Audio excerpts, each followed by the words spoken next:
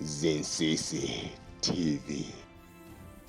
Nkhani ya black teacher ija yampeza Pido yampeza nkhani mine ndipo wayankha kumuyankha the black teacher. Ndi tafani mine wayankhila suna yeso maganizo ake makamaka ndizomwe anayankhula the black teacher kumachoyambirira akuti amubloka. Today, just right now, I blocked one of the doctors, black teacher, they call black teacher. I blocked him. You know why? I don't want people that will mislead innocent generations that are coming. And I block people that I know they have done good work. But if you one slight mistake that you want to mislead people, I'll block you. That is me. With no apologetic. I blocked that guy you call black teacher whatsoever. Black teacher. The reason I blocked the black teacher. There is a statement that he was making. I mean, when I come here, I'm always telling you people about how Nigerians support each other. I'm always telling you how Nigerians, but I don't convince you with the word of, we have watched the Nigerians movies. That's what he's saying. What we have been watching their movies is not something that we can say that we are failing as a country. No, we were watching them because if ziko latu la Malawi ndi dziko ngati losalira. But you telling me that Nigerians, they are wise, no matter how they are making money. Pamenepo. That's where my problem goes. That's where my problem lies. That's why you see me even mentioning the name of Abambugaja, Amakapanga Ujen, Amakapanga Ujen, Amakapanga Jan, Amakapanga Makauza and to conference. Don't worry about who is stealing or not. He mentioned, the black teacher mentioned that. If you muntu wapita kunja, wapangandrama zake kumene kukubela kumalawi, you can't be mentioning that. That's a lie. Black teacher is a liar. His story is the best teacher. How I make my money. Kuchoka kaya ndi kumalawi. Kaya ninachoka kumalawi, ninachoka branch. I'm writing my book. Everything should be in my book. So if you're saying not, you cannot be investigated. Everyone is supposed to be investigated. So when you come to that point of saying, hi, you cannot be investigating, I'm allowing the opusa, you are investigating somebody. That person is supposed to be investigated because it's part of his history. That's part of his history. You cannot be saying, hey, people are jealous, this and that. The problem of you people, when you benefit from these people that are criminals, you feel like when somebody is mentioning these people, this person should be investigated, you feel like that person is jealous of them. None is jealous of anyone. Let them explain. There's no harm in asking a question. Let them come and talk about it.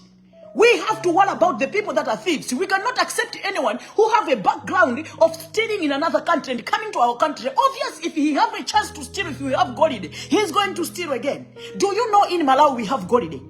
Do you know there are some people in Malawi that are entitled to golide? You don't know. These are the very same people. These people are protecting like black people. And black people, they are protecting and they are taking the fruits that Malawians are supposed to benefit from it. To make matters worse, they are making kuti even kuchipatala. I don't have a problem with any leadership. When calling upon our andale wantoyip and hokuba, I said, MCP, I don't care. DPP, I don't care. But I don't care. But we have to hold them accountable. That's what we're talking about. Hold them accountable. 99% should be for the people. Who are the people? The government is the people. That's why you see these people, they go to the village. They even go to the deep village. There are people that cannot even do. They bring and our Potele. Why? Because those people are the government. That's why in Malawi we need a leader like Umalema. Pela Umalema winguzi. Pela Umalema.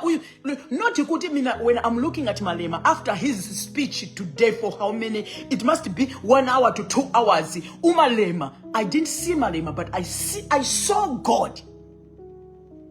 I saw God. That's why minangisho hunina abantu base egoli. Abantu base South Africa. You might not understand how God is going to come to you. But Malema, give Malema a chance. Vote for Malema. Inuyo support Malema to lead. Because Malema stands for Africans. Malema ufana na lo baba lo sithini lo bambulale lo washilo ukuthi nje bazobuya ama medicine bazobuya nema medicine bazobuya ini nje but what they want is kufuna nje babulele into yonke nina ninayo. So for you to understand that Malema is supposed to be supported, he openly told you what that judge did. He was given something for him to lead for 2 months. That judge never lead that. He is the one inside there explained and told him there's so. I'm mentioning because in that thing, that form you were given. South Africans. Phela mkulukulu ufikile. Uye loyo Malema. uMandela. Phela ngisho benithula. Asimbonanga uMandela thina lapho ukhona, lapho uhleli khona. Mandela uhleli kuphakathi kwanina. He's still in the midst of you. Nimboni. uMalema nguye lo Mandela. uMalema nguye uMandela. If you listened to his speech today, if you don't have it, hambani YouTube, hambani konke kuma freedom whatever ama page babo nizobona. Listen from the start to the end. You don't need God to come himself to show you that I am here. You understand? So mina, this my message today. I'm giving it to Malawian youth. This is starting from Malawi Army, Malawi Police, any department. Rise up. Enough of your stupid behavior of stealing and killing the nation. You are disgrace to the nation. My message to every Malawian, we are all Tosefe and Hokuba. Because Tosefe ngatitina ilala corruption kuzafika pamene yafika corruption. Judicial system kuzafika kumango manga and sauka ukauka under our watch, under our nose. You have no excuse to tell me kunena kuti inesindipanga usandinene. You are part of the scene. So if you know a sin and you don't speak out, you don't put a stop to it, you are part of the scene. So mina ngisho ku every Malawian ukuthi wake up. Malawi Army, the youth that you are just finishing the training, going into the army. It is time for you to disobey. Mabwana anu akuntundawa.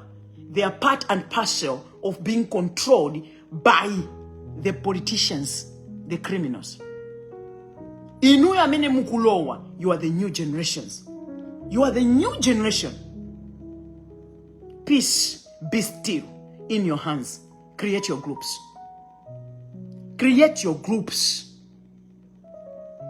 Ndintawi yoseva Malawi. Ndintawi yoti mupange understand. Kunena kuti it's all vanity. Ndintawi yonena kunoti it's not only one person amena kweneleka kudya. Ndintawi yoti mupange understand kunena kuti wina aliyesa kweneleka kudya for wina aliyesa mapita kukanya. Mena mapangira ma politicians kubakirana.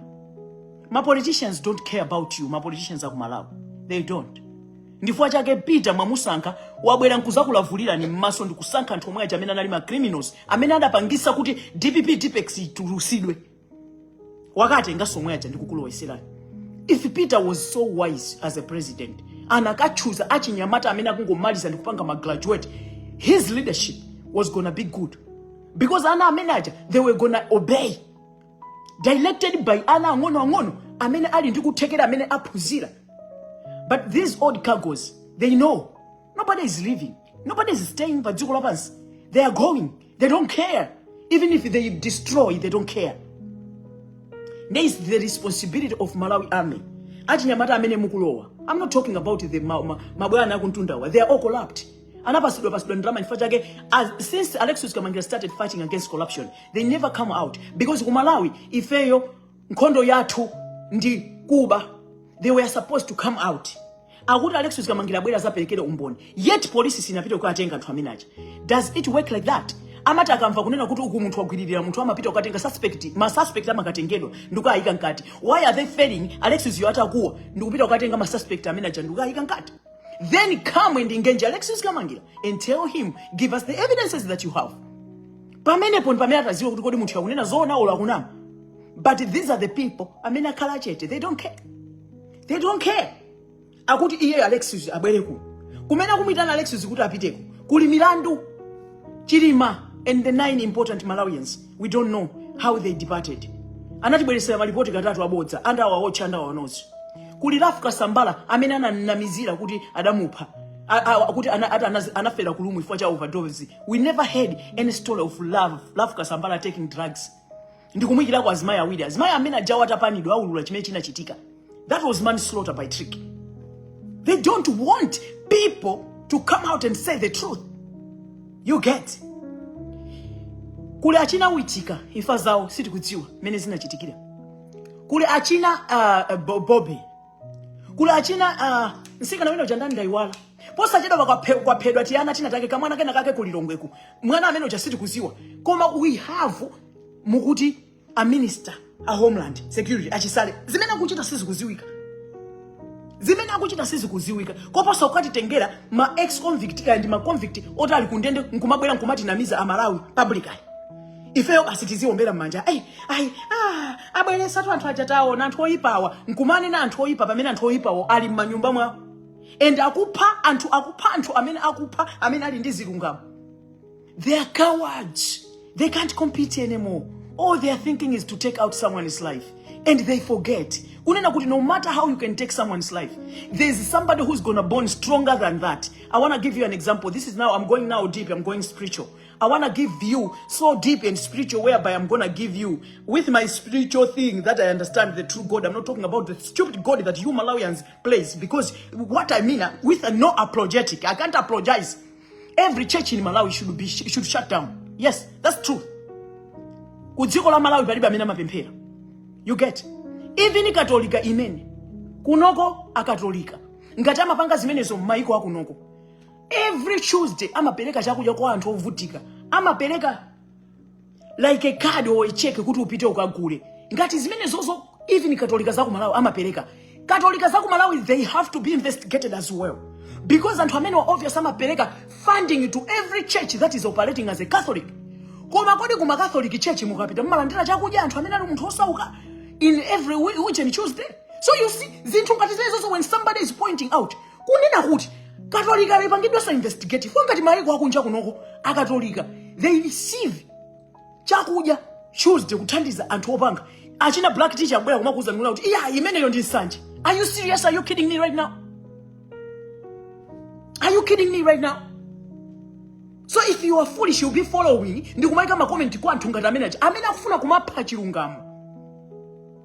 And this is another thing, people should be very careful and aware of the people that you are following, because they're gonna mislead you. Anyone who is doing something and telling you something that is breaking the law, that one should be your enemy. Anyone that is telling you to not worry about who's stealing, that one should be your enemy. And that enemy that you will need even a weapon of mass of destruction, take that enemy out, because that enemy who is telling you should not be worried is destroying the future generations of the innocent children that will come.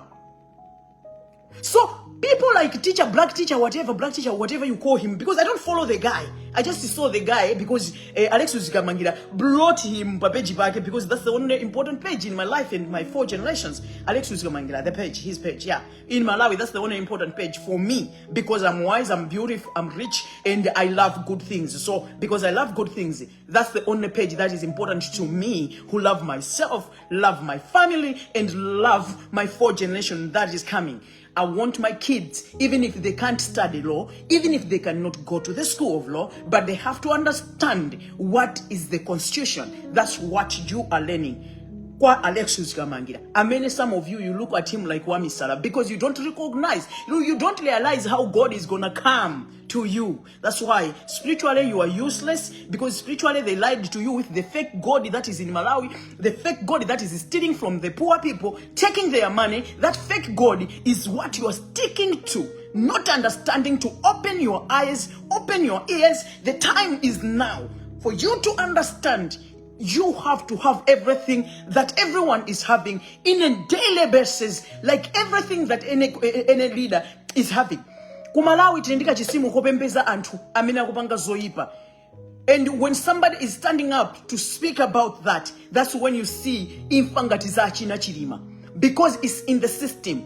Because andalewa they flock together. Because andalewa ndi anthu oyipa. Do I hate them? I don't hate them as in human beings like the way they are like me. I hate their behavior. I hate them breaking the law under my watch and telling me to exercise the law, yet they are law breakers. Nakubasani example yonena kuti Mumfuse Suleiman ku parliament amene anapanga post chitumwa chonena kuti ichi ndi chitumwa mumfuse kuti kodi anataya chitumwa chimene chija ndi ndani, because ziko la Malawi kulibe ufiti. That's what the constitution says. That's what ziko la Malawi says. Ku ife tilibe ufiti. And you cannot mention in a party number, I cannot just mention nabanda wamanandi wemfiti. You can sue me. And at the end of the day, if I don't provide any evidence, ndi mulandu chifukwa ku Malawiko kulibe ufiti. Now inuyo mumfuse anataya Amalawi tundifa ntogona. Inuyo adataya chitumwa chimene chija ndi ndani. Tamufusa ine ndo makubesera zinthu zoti wake up Malawi. You need to understand it. Anthu awonda anthu amene akunena kuti ku Malawi kulibe ufiti. Koma iwaja ku parliament kumakuja agwesa chitumwa. You are failing to ask them that question. Kunena kuti kodi wagwesa chitumwa chi ndi ndani? You are failing to stand up for yourself. You are failing to stand. You are waiting for somebody kuti akumenyereni nkhondo. Chitumwa imeja anagwesa ndi ndani? These are the people amene mukuti ni law makers. Amene akunena kuti ku Malawi kulibe ufiti. Iwo akutenga zitumwa kumaziteteza chifukwa cha chani? There's no harm in asking a question. Tamalembani mmapeji mwanu, ask them, tag them and ask them that question. But no, you don't do that.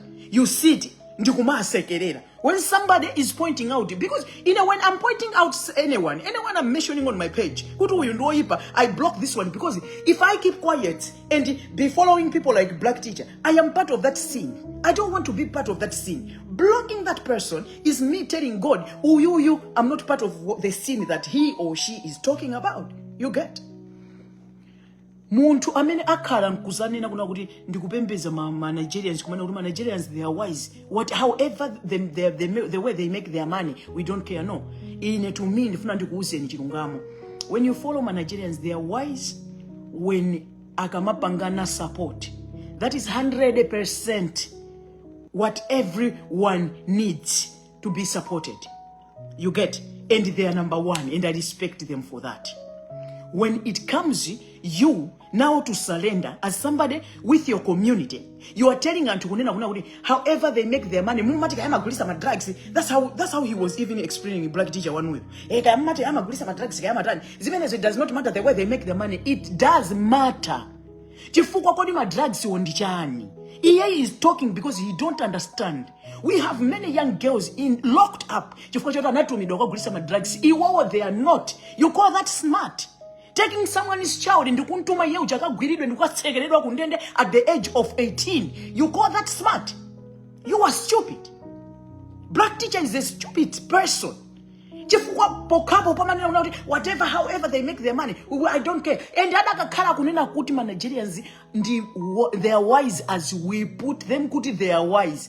Nigerians were not supposed to be traveling out of Nigeria and go abroad, Europe. But Nigerians are the ones that are on top, advising people going to abroad, going to what? They have everything. Why can't they fix it and make Nigeria great? And be part of maikoena aku Africa. Amena kuima kuti anthu apange dziko limozi ku Africa kuja. Ndalama ikhale imodzi. Why iwo ajapota ndi zinthu zoyenereka? Sa kuima ndikuthandiza zimene zobwanji. Why? They can't stand. However they make their money, it does not matter. Yet your sisters that are Malawians are being affected. Kumalira, you know me, tembo many apita ku Tanzania, Achina Penjan have died. We are talking of Tamanda Mena Magritte and Chito because of greed. Kusakutisiro, Wanyamuka wapita kujen panwali Bangladesh kusevandende. We are talking of Justina who is in China serving Manawage is suffering Kumalawi. We are talking about Asika na Amenari Kumolicious serving in Dende for Chan Tuamene. You also no, they are wise. Come on. You are all brother wanga. Olo ine Black Teacher aka brother wanga mpaka na kumandani magalo wasindi mamu yankula. And I hate people that abuse humanity. You cannot be promoting and kumantama muntu for evil doing. No. You cannot do that. Many of you Malawians, you call Alexis Gamangira, you are jealous of Bushiri, you are jealous of what? Okay, when it comes to South Africans in front of Kusen, because South Africa, my hawks, especially my hawk search, I supported in a Bushiri Uruwa Tower, to form a hawks were inside. And to amena janda zungu safu na muntu okuda achite bwino kalidwe lawo into bayenza bona bayamstepa omuntu omnyama anga sayenze luto anga sayenze fokolo. It is just ukuthi thina abantu base omnyama ithina we want to siwabeka laba abantu nje abalungu ngethi ngabantu angana lutho nje kuphakathi kokwe ebody yabo. Akana lutho laba abantu nje i-weakness yama albino iyole yalaba abantu. Kodwa thina because thina asasithande thina abantu bomnyama siyabamba siyathatha siyeke la. Siyathatha nje vele siyeke la sibayeke la. Abantu angana lutho angana foholo. Ini inkinga za nina abantu bomnyama. Ini inkinga za you want to promote people that are doing evil. They are affecting your sisters. Human trafficking your sisters and calling them wise.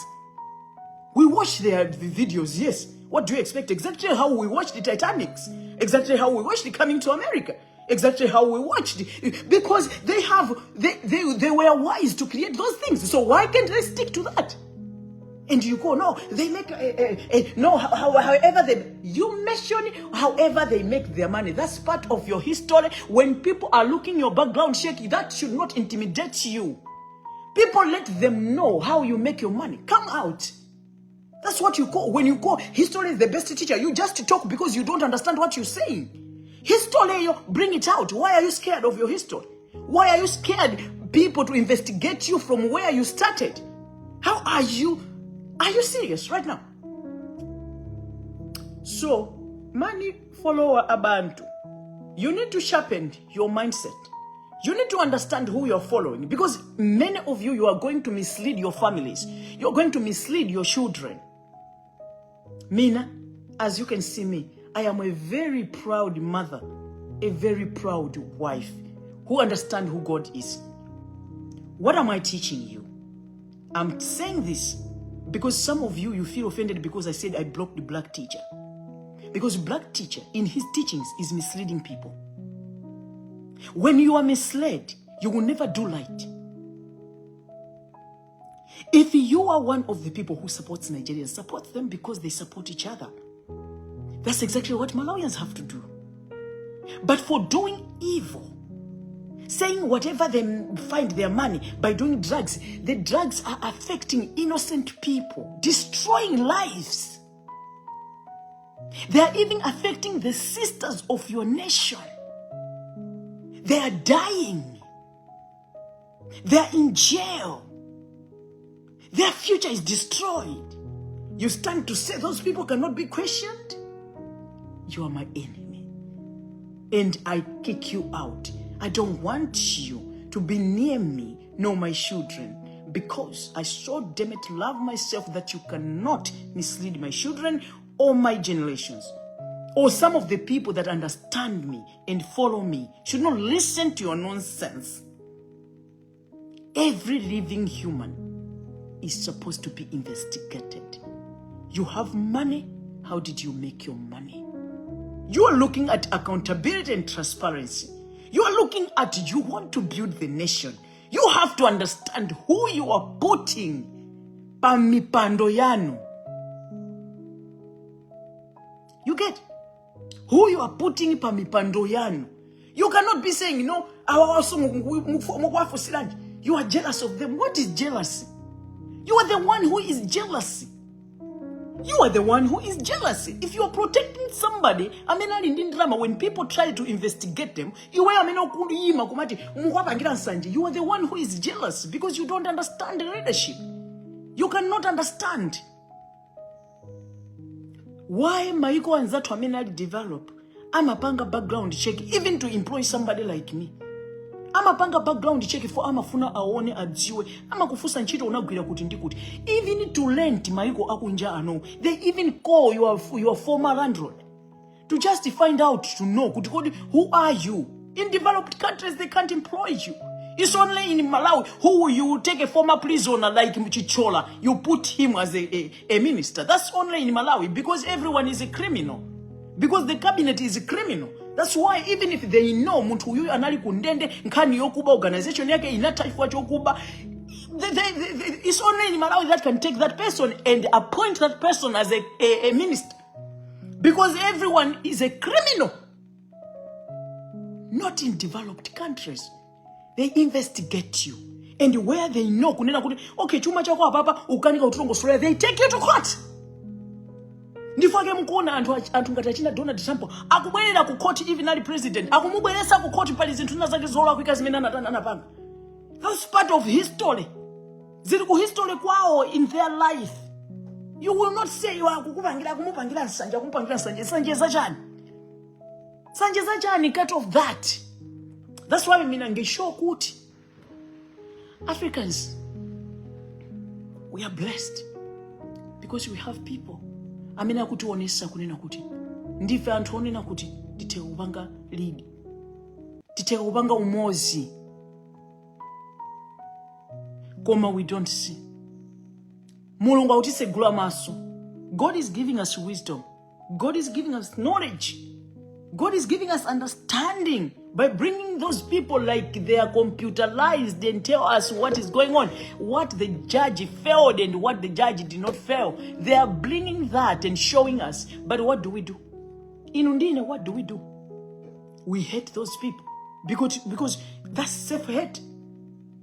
Instead of listening, instead of understanding, instead of saying, oh my God, look at this guy.